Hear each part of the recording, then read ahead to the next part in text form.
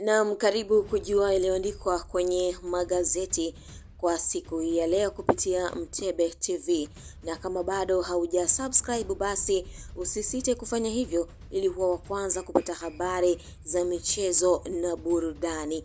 Leo ikiwa ni tarehe 17 ya mwezi April mwaka 2025. Nikianza na gazeti la Mwanaspoti, wao waandika Yanga inonga kuna jambo, kumchomoa mmoja kocha panga upya jeshi lake.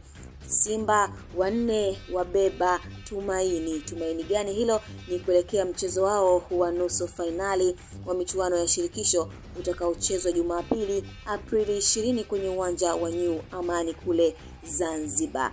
Na siri mastaa kutumia tiba ya oxygen. Ni siri gani hiyo? Pata nakala yako ya gazeti la Mwanaspoti. Dakika za jioni ni KMC ina nini na 13, ni alama ya kuuliza ambayo imewekwa hapo kwenye kichwa hiki cha habari kuhusiana na habari ya KMC. Lakini habari nyingine ni Spurs Man United ni do or die. Yote hayo utayapata kwenye gazeti hili la Mwanaspoti. Lakini pia leo ni Chelsea pamoja na Liga, mechi itakayochezwa saa 4 usiku pale kwenye uwanja wa Stamford. Pata nakala yako na kujua habari na matukio mbalimbali ambayo yameandikwa kwenye gazeti hili la Mwanaspoti. Nikielekea kwenye gazeti lingine la Habari Leo, wao wameandika mengi ya kimichezo na ambao wamewapa uzito ni pamoja na Simba ya lamba bilioni 38.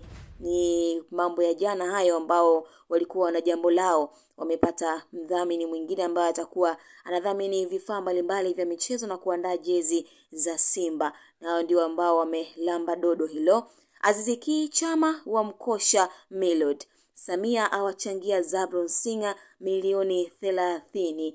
Mwanariadha chipukizi apania rekodi zaidi. Morocco Mali finali AFCON under 17. Habari hizo ambayo zinapatikana kwenye gazeti la Habari Leo kwenye upande wa habari za michezo. Hivyo ndivyo ambavyo wameandika kwa siku hii ya leo. Na nikitoka hapo kwenye Habari Leo nikienda kwenye habari la Nipashe kwenye habari za michezo, wao wameandika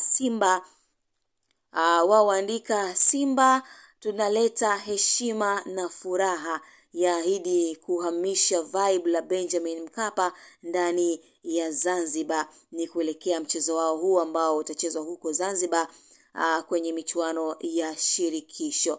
Huku Melody afunguka, Aziz Ki Chama bado moto.